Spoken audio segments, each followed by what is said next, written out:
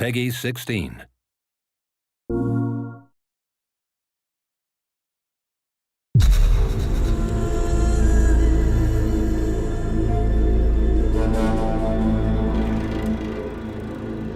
Hi, my name is Mark Norris, Senior Producer for Guerrilla Games on Horizon Zero Dawn.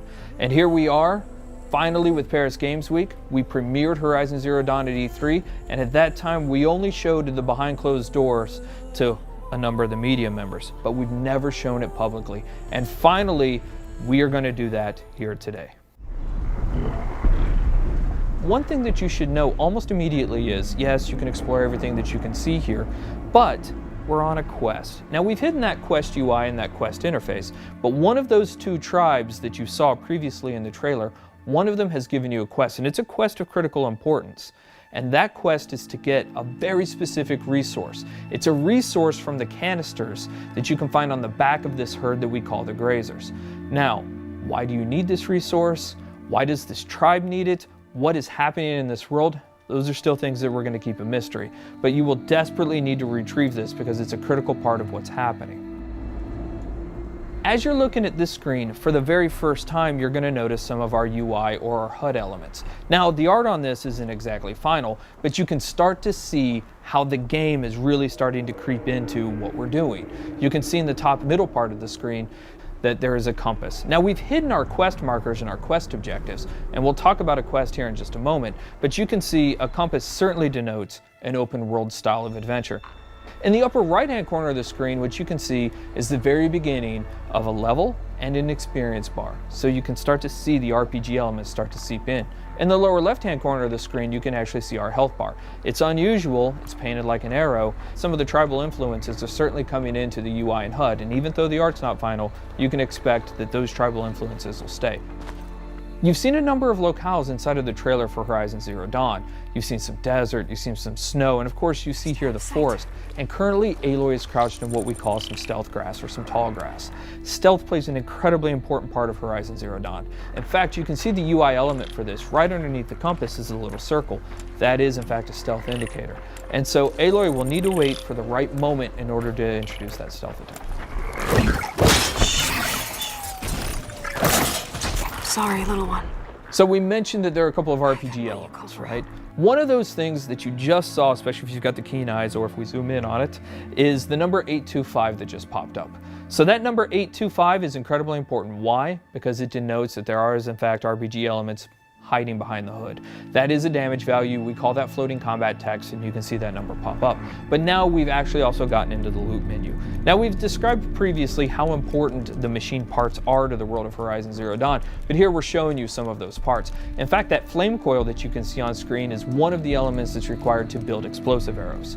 Now, machine parts are incredibly important. The economy, the entirety of the world of Horizon Zero Dawn is built around these machine parts.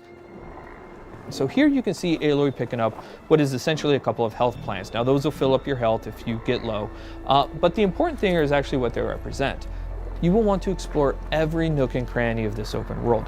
The ancient city, the tops of mountains, rivers and valleys, all kinds of settlements, because you never know what you'll find. Guerrilla's DNA is strong in Horizon Zero Dawn. We've talked about this game being an action RPG, but Guerrilla Games is really known for its action. What Aloy is going to do here, she's going to use what we call the explosive tripwire. And that is really used as a trap. It can be used as a defensive countermeasure, but it's mostly used as a preventative measure. She knows, because she spent so much time with these machines, that these grazers are incredibly skittish, that they will run off at the first sight of her or the first sight of noise. And she knows that if she's going to complete this quest, she's got to get those canisters. So for her, the best way to make sure this happens is to set these explosive tripwires down and try to find a way to force the grazers into the traps. So that's what we're going to try and do. We're going to set down a couple of these traps, and we're going to try and create a distraction.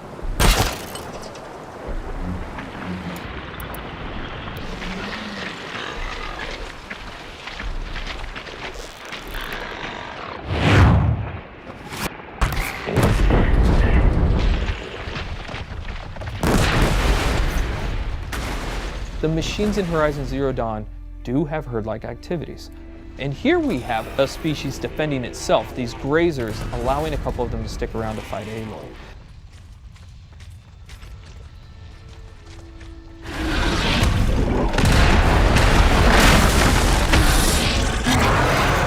This is the mighty Thunderjaw. One thing that you will immediately notice is the size differential between Aloy and the Thunderjaw. The Thunderjaw is 24 meters long and it's 10 meters wide. It has 93 destructible armor plates, each with its own health value, and it has 271 animations and 67 VFX. It has 12 attacks, it's 550,000 polygons. And so what we're taking a look at here is actually some of the strategic and tactical elements of a fight that Aloy will want to think about when she gets engaged with the Thunderjaw. So we're going to take a look right here at the fact that there's actually some weak points on the Thunderjaw. As you're taking a look at the leg here, that orange muscle that you can kind of see underneath there, that is also a weak point. If you're able to hit that, you're able to do 4 times the amount of damage that you would ordinarily do.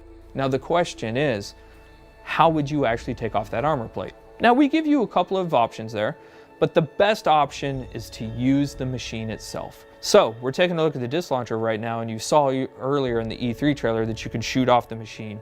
You can shoot off the disc launcher, but you didn't know why we did it. The reason why we did it is because it takes a lot of arrows to knock off a Thunderjaw's armor plate. But if you can knock off its disc launcher, you can pick the disc launcher up and use its own weapons against it, and that's one of the best ways to take down the Thunderjaw.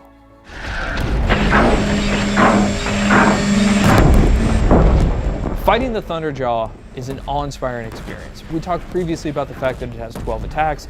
A number of those attacks that you're seeing now you hadn't seen before. It's not that it has a tail swipe and a foot stomp and a little bit of a disc launcher attack. Shooting off those disc launchers is incredibly important for a second tactical reason. It has a 360-degree absolute assault with that disc launcher that makes it incredibly difficult for you to get anywhere close to it. So you're going to want to take off those disc launchers. But if you are, you'll notice now it still has a rail gun and a mouth laser. So this thing's serious. Even though it's previously damaged, it still has a huge amount of attacks. So what Aloy is going to try and do here is try to find a way to tie the machine down so that she gets a brief window to figure out her next move.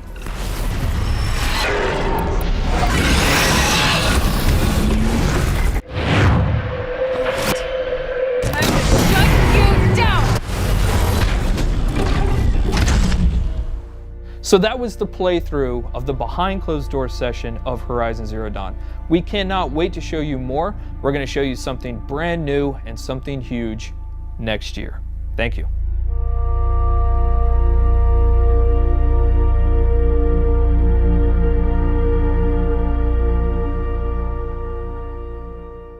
For the players.